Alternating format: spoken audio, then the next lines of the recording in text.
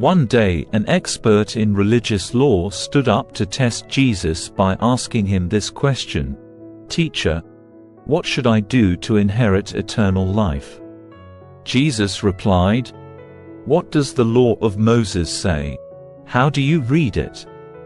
The man answered, "You must love the Lord your God with all your heart, all your soul, all your strength, and all your mind.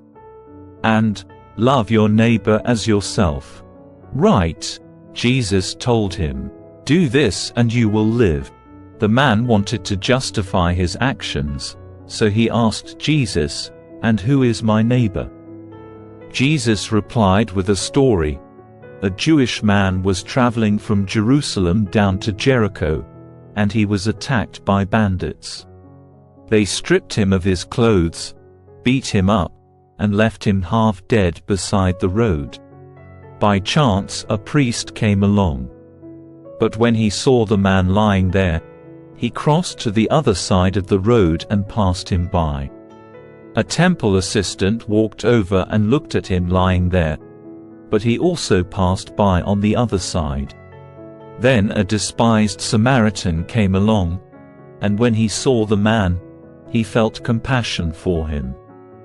Going over to him, the Samaritan soothed his wounds with olive oil and wine and bandaged them.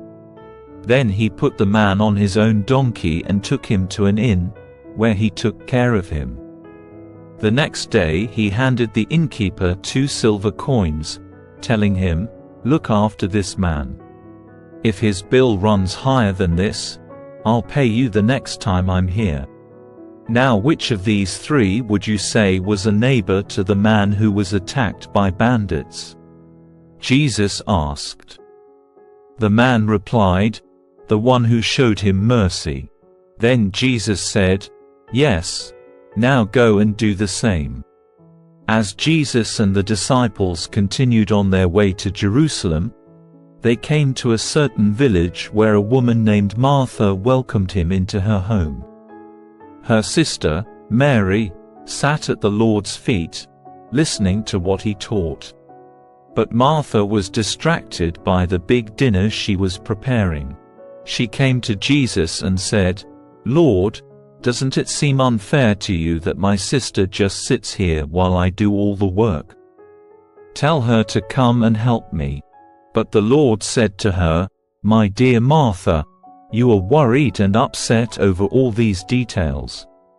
There is only one thing worth being concerned about. Mary has discovered it, and it will not be taken away from her."